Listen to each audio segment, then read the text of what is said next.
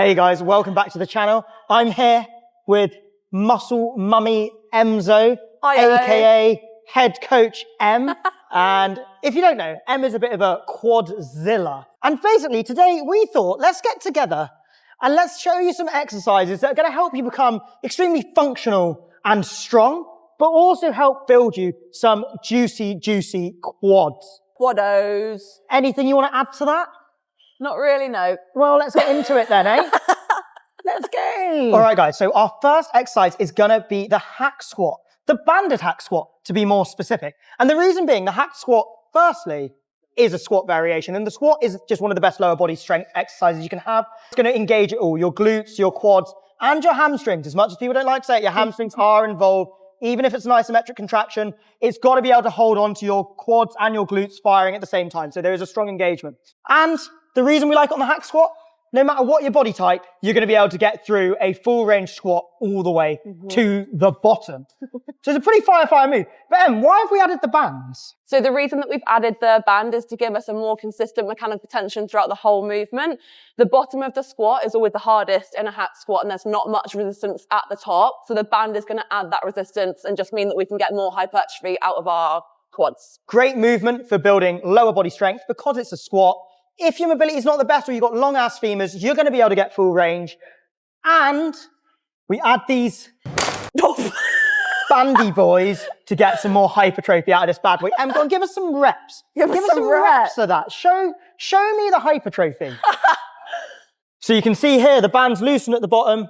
When it's hardest, M drives up, puts more tension at the top. How's that feel on your quads there, Em? Pretty achy because I did this yesterday. Overlay that clip.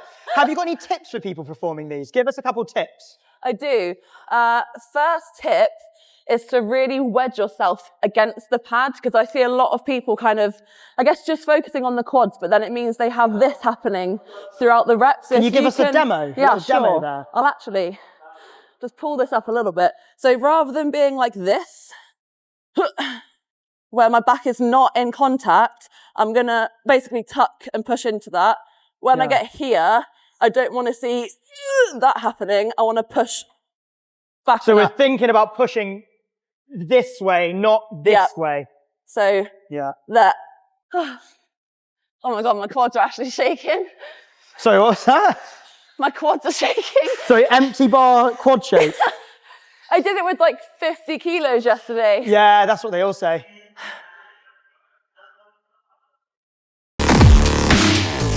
Number 2, we have got the deficit hand-supported safety bar split squat. It's a big old deficit. Big old deficit. But why have we done the big old deficit?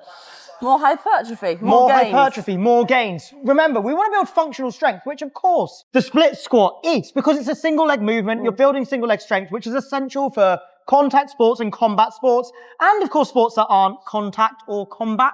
But I think having like real excess strength in unilateral positions is generally going to come into those sports more often. And the reason we've gone for this crazy deficit is more range is going to be beneficial to hypertrophy. Basically, more range of motion, more hypertrophy stimulus. But as we said, we're going to do it supported. But first, before we get into it, Em, jump into this for me. Show us a couple reps. Em's basically going to take the safety bar out, let it rest on her back. Because it's a safety bar, it's not going anywhere. See, I mean, go on, give us a little wiggle quick. Just give us a little. Yeah, so it just stays on you. It's one of the reasons we picked it. Now, what we're going to do is get Em to basically just put her hand on the side, so hand supported. But these hands are going to be floating. So do me a rep quick. Do me a rep. As Em goes, the hands slide down, and then she drives out back up. Now, the hands have 2 benefits for hypertrophy and strength. Basically, what we're doing here is we're stabilizing ourselves a little bit. So Em is able to load this front leg more than if she didn't have any support, because she's actually able to like lean onto it a little bit more. Obviously, I can do a squat on a single leg using support better than I can with no support. So you're going to stay balanced. You're going to load this front leg more. Because there's no balance element, you can then load this bar heavier. And because we've got the deficit, there is just ridiculous range on the front leg. Like that. Whamma bamma. Bam. Boom. You got anything you want to add to that? You got to tell them with this on your back though. Fantastic. I like it because of the not having to hold and worry about loads of different things. You can literally just set it up and go. Yeah. So you can get loads of reps out of it, or go super heavy, or both. Yeah, without worrying about falling over, you've got great range of motion, and you can just load this front leg so heavy in a unilateral position, which is key. I would prefer this to a Bulgarian split squat too, because there's not as much fat. This is it. Well, one of the things I would say of why I'd use this over a Bulgarian split squat is literally the stability. Like, you just can't load this that heavy. It's also not that much range. Like, if you look at my front leg, even if I get my knee to the floor, like, it's not moved that much around the knee. On this bad boy, boom, look at that angle. Boom, full range of motion. Motion. Motion. Sorry, I thought it was a croissant. Are you going to finish that croissant? Knock yourself out. Let me... Finally, we've got the leg extension. And I know what you're thinking, but that's just for bodybuilders. And maybe it is, because we want to build juicy quads. And we actually have a very nice tip for you about extra hypertrophy on this. But the leg extension's pretty awesome because, I mean, it does a few things, right? So number one, helps you directly target the quads. And your quads do a lot in the knee. Bigger quads. Bigger knees. Bigger knees. Not quite, but bigger quads. Stronger musculature around the knee, more stable knee. But the leg extension is also really good for building tendon in the knee. So obviously, bigger quads, more stable knee. But your patellar tendon and I believe it's called the quadriceps tendon, not a fucking physio, so don't quote me on that. But basically, it's really good for training those. So tendons and ligaments develop a lot slower than muscles, and you kind of need to train them directly if you want to build strong tendons and ligaments, which is essential for functional strength. I don't know if you saw this. There's this guy who got caught in a horrible knee slicer. Knee didn't tear. Strong tendons. You need that in combat sports, contact sports, and to be honest, any sport where your knee's going to go under a load of load, you need strong tendons. And this machine lets you do that because, show me an isometric, please. Haha. Because you can do isometric holds. Where would All the way up, please, for me. So you can do isometric holds at the top. You can do them halfway down. Just basically, you can load the tendons isometrically, which gets you a much better training stimulus for them. It helps them develop. And you can also do slow isometric. So kick up for me. If I'm training someone who wants to build their tendons, build strength, what I can do is say, resist this. And we're doing this low, resist. And we can do this eccentric all the way down. Obviously, if you're injured, you don't want to do that. But whilst you're healthy, you want to load your tendons and your ligaments as much as you can in machines like this so that they thicken as quickly as possible and they're actually capable of dealing with the forces that are required within sport. That was a lot of yap. But Quad Queen Emzo is going to give you a couple tips to get the most out of the hypertrophy on this. And, I mean, I just showed you how to do the negatives, so don't really need any more addition on that. Hypertrophy Queen Emzo, take it away. Here we go. First thing is make a use of these bad boys, because what you don't want is to be flopping it around and getting Fuck pulled. the flop. Hold on, but like actively pull yourself down and in. So before every rep, I literally go there and I'm like pulling down that whole time. But it just means that I can get these working and only these. And number two, these. You don't need to use pads like this. You can use it with like a mat that you rolled up, I guess. But these are really, really great for adding range. Either if you've got a leg extension that doesn't have a lot of range of motion available to you, you can add it. Or if you just want to, basically like a deficit, if you want to add that, you can get even more. So I'm going to pop those in and see where my shin is. Hold on. I don't. Show me what you're going to do here then, love. Love, Here. show us there then. And then, bop, there.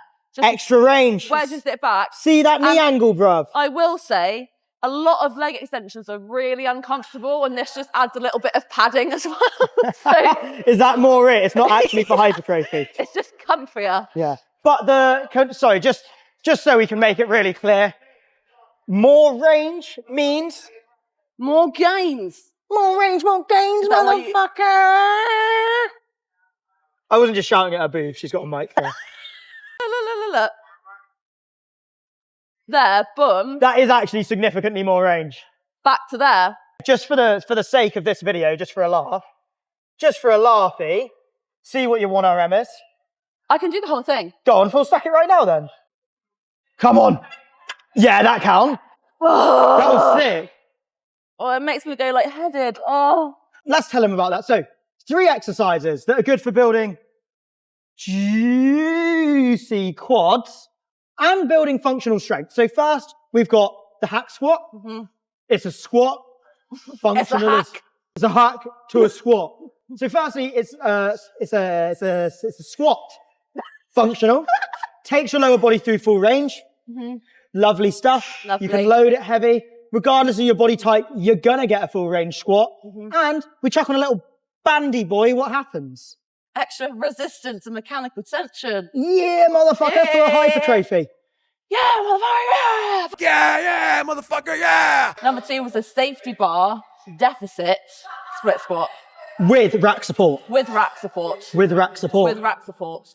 That's a bloody lovely one. Good on your quads, good on your glutes as well, which will help with the lower body strength. Oh, should we give him a little tip? Did we not give them a tip? Well, I'm going to give him a... Can I give him another tip? Give them a tip. If you want to load your quads more in that split squat, if I keep my torso upright, bang, more range of motion around my knee. If I lean my torso forwards, more range of motion around my hip. And what does that mean? Biasing the quads and the glutes. Do you know what we didn't say? What? Little tip. The floor being Oh, glass or another something. tip.